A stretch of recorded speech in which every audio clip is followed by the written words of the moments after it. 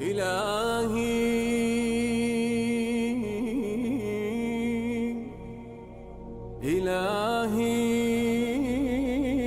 إن جهلت فأنت أدرى بما صنعت يداي وما كسبت. اخلاص در همه امور دین یا کمالات توحید را باید مسلمان دانست. الله متعال جل شانه اشرفترین انسانها و معلمترین انسانها و بیترین و پاکترین انسانها در روی زمین انبیاء علیهم السلام را خلق نموده و الله متعال در بدیل عقیده توحید و کمالات توحید و کمالات عقیده که مورد پسند الله متعال هست، این انبیاء علیهم السلام را به دعوت و جهاد بسیج کرد و امتحانهای بسیار سختی که 100 برابر عقل انسان مغلوب میسازه و همه دانشمندا و فیلسوفها و مصنفین و مؤلفین و مدبرین در روی زمین از اینطور امتحانات عاجز میمانند. همانا مثل امتحانی که انسان باید به آتش بیفتد و کاملا سوختنده شود و یک ذره از اثر او در روی زمین نماند. چرا؟ که جرمش است که این یک عقیده دارد به یک ذات الله پاک، یعنی ابراهیم علیه السلام. ابراهیم علیه السلام میگوید که بوت و سنگ و چوب و قبر و امام و پیر و مرشد و انسان و غیر الله و جبرائیل و میکائیل و جند و تکنولوژی و اسباب هیچ کدامشون اله نیست. اله یک الله است، لا اله الا الله. همینطور یک انسان که بیاید به میلیارد و لکها خدایان گچی و سیمانی و دست ساخته و خود ساخته عقل و نفس انسانها را رد بکنه، جرمی او چیست؟ باید او سوختنده شود. زیرا در برابر ذات و صفات و قدرت و عبادت و اطاعت و صنعت و قدرت الله متعال یک اله دیگر که در روی زمین بسیار سرکش است، او جناب نفس است. نفس انسان در روی زمین یا عبدالله می شود یا عبدالنفس می شود. باز این نفس است که از خدایی خود به خدایان خورتکک دیگر هم تو را بیعت میده. بعد از این که یک انسان از دایرگی بندگی الله متعال بیرون شد معاذ الله، باز عبدالنفس می شود، بنده جناب نفس. باز این جناب نفس شما را به خدایان خورتکک بیعت میده. عبدالدرهم، عبدالدینار، عبدالچوکی، عبدالمنصب، عبدالزبان، عبدالحزب، عبدالمذهب، عبدالگروه. باز شما را به بندگی های ذلت‌آمیز و ناکام ابدی شما را بیعت میده این نفس.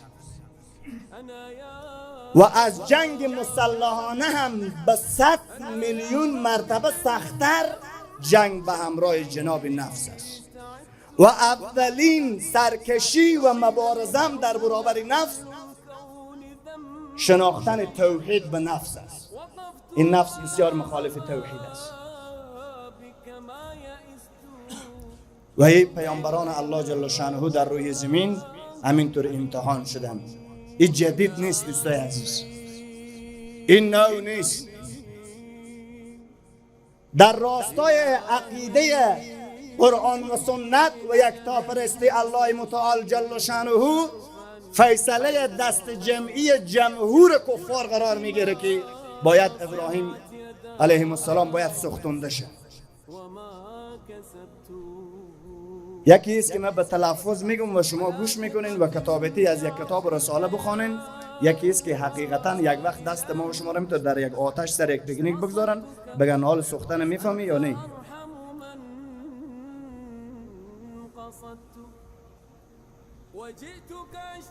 ببینین یک پیامبر که عقل دارد، تعقل دارد، بصارت خیلی کامل دارد، و حفظ جان را میداند که فرض است و هر تمنایی که بکند به حد اکثر مطابق شریعت و اون شریعت می شود، چرا این پیامبر حال چی لازم است چیکار کند؟ الهی بروی نوح و بروی آدم و بروی الیاس و بروی فلان پیامبر مرا نجات بده، یک بار هم اینطور کلمات نمیگه. چرا؟ لا اله. آدم علیه السلام و انبیای ما قبلنا پیش از ما همه غیر الله است. هیچ کدومشون خالق، مالک، مدبر، حفیظ، متصرف، عزت دهنده، ذلت دهنده نیستند. لا اله الا الله. یقینا ما و شما دعوای خیلی بزرگی کردیم که این کلمه را خواندیم.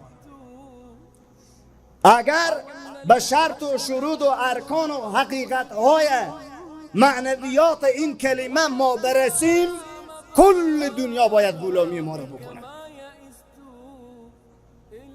از زمینیش تا آسمانیش، یعنی حتی ملائکه. شب لیلت القدر چرا لگها ملائکه میآیه، فرشته میآیه که با شما مصافحه بکنه، دست بده؟ شما چی کمالات داری؟ یا اینا با هر کس آماده میشه دست بده؟ نه، با او سینه و استخوان و فکر و مغزی که کمالات توحید الله متعال اسکن شده باشه. نمونهش مثل امام الموحدین، امام سلف، امام توحید ابراهیم علیه السلام. وقتی که نمرودی ها فیصله میکنن با آتشش بیاندازن، توسل به غیر الله نمیکنن. حتی جبرائیل یا اخی ابراهیم برای چی کمک کنم؟ لا اله. جبرائیل لا اله، مشرق لا اله، جنیات لا اله، تکنولوژی لا اله، همه انسانیت لا اله، شمال و جنوب لا اله، کل کائنات لا اله الا الله. یک الله برای ما کافی است و همونطور ثابت میکنه حسبنا الله نعم الوکیل. بس است، کافی است برای ما یک الله.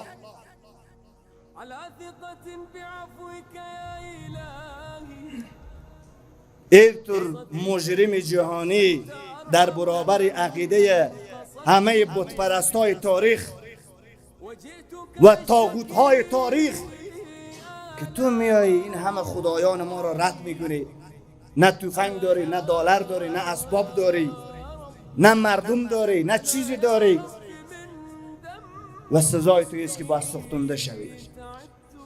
مواد سوخت جمع آوری میکنن، همون چیزی که در همون زمان مروج است، به حد افراط دست پایش بسته میکنن که بیاندازن. حالا باید چیکار کنه؟ همین